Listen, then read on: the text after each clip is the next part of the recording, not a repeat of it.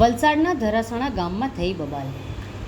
ધોલાઈ બીગરી પોસરી ગામે ગેરકાયદેસર રેતી ચોરીના કાળા કારોબાર બાબતે ગ્રામ્ય કક્ષાએથી અવારનવાર ફરિયાદો ઉઠતી હોય છે અને અગાઉ થયેલા અકસ્માતમાં ઘણા લોકોએ જીવ પણ ગુમાવ્યા છે. વલસાડના ધરાસણા ગામમાં એક રેતી ભરેલી ટ્રક સંચાલકે કંચનફળિયામાં એક મકાનના આંગણામાં ટ્રક ઉતારી ટર્ન મારવા જતાં મામલો બગડ્યો હતો અને ટ્રક ચાલકની ટ્રક ગામજનોએ અટકાવી હતી અને ઘટના અંગે ડુંગરી પોલીસને જાણ કરી હતી. સાથે ખાણ ખનીજ વિભાગને બોલાવવામાં આવ્યા હતા, જેમાં ખાણ ખનીજ વિભાગે રેતી ભરેલી ટ્રકને ડિટેન કરી હતી. આ બનાવ બાદ સ્થળ પર અન્ય એક ટ્રકના માલિક સાથે ગ્રામજનો વચ્ચે બબાલ થઈ હતી.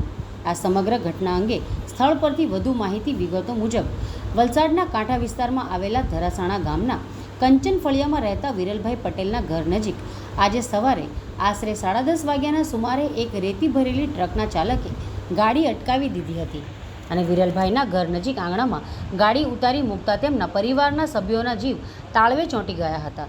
જે બાદ વિરલભાઈએ ટ્રકને રસ્તા પર અટકાવી દીધી હતી અને તાત્કાલિક ડુંગરી પોલીસ મથકે જાણ કરતા ડુંગરી પોલીસના જવાનો દોડી આવ્યા હતા.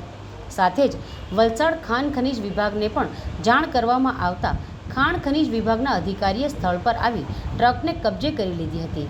ત્યારબાદ અન્ય એક ટ્રકના માલિક ભલાભાઈ દલપતભાઈ ઓડ સાથે ગ્રામજનો વચ્ચે તકરાર થઈ હતી. જે બાદ ભલાભાઈ સ્થળ પરથી એના મિત્ર સાથે નીકળી ગયા હતા અને મામલો અંતે શાંત પડ્યો હતો.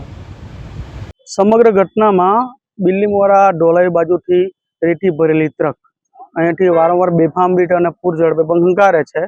અચાનક એ લોકોને કંઈક ટીપ મળી હશે, અગાડી કોઈ ઊભા હતા તો એવો ભરેલી ગાડી ઉલટી દિશામાં ઘુમાવવા માટે મારા બાણામાં કોઈ પણ જાતની આ પૂર ઝડપે આ લોકોએ અંદર નાખી દીધી મારા બાણામાં. મારા બાણામાં અને પછાડી મારી ગાડી, પછાડી એક બીજી અમારી બાઈક હતી. અમે ના પડે તો બી લોકો અંદર રાખીને મારું બાણું ને બધું બગાડ નાખે છે.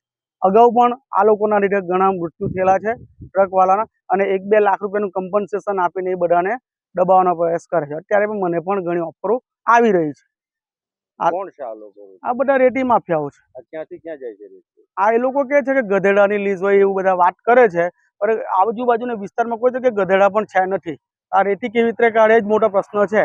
અમે વિભાગને આ માટે તપાસ કરી રહ્યા છે કે આ રેતી કેવી રીતે કાઢે છે, એની અમે જાણ કરીને અમે ઊંડાઈપૂર્વક કાર્યવાહી કરીશું. આ રેતી ક્યાંથી કાઢવામાં આવે છે, ક્યાં લઈ જવામાં? રેતી ધોલાઈ બાજુથી કાઢવામાં આવે છે અને એ ક્યાં લઈ જાય છે તો એ લોકો આપને આઈડિયા નથી, પણ રેતીની એ લોકો લઈ જાય છે. રેતીની આ ટ્રકો લઈ જાય છે. કેટલી ટ્રકો અહીંયાથી રોજની પસાર થાય? રોજની 200 થી 300 ટ્રકો કરી રહ્યા છે. રાત દિવસ બેફામ રીતે એ લોકો ટ્રકો હંકારે છે. કેટલા સમયથી જાય છે ટ્રકો?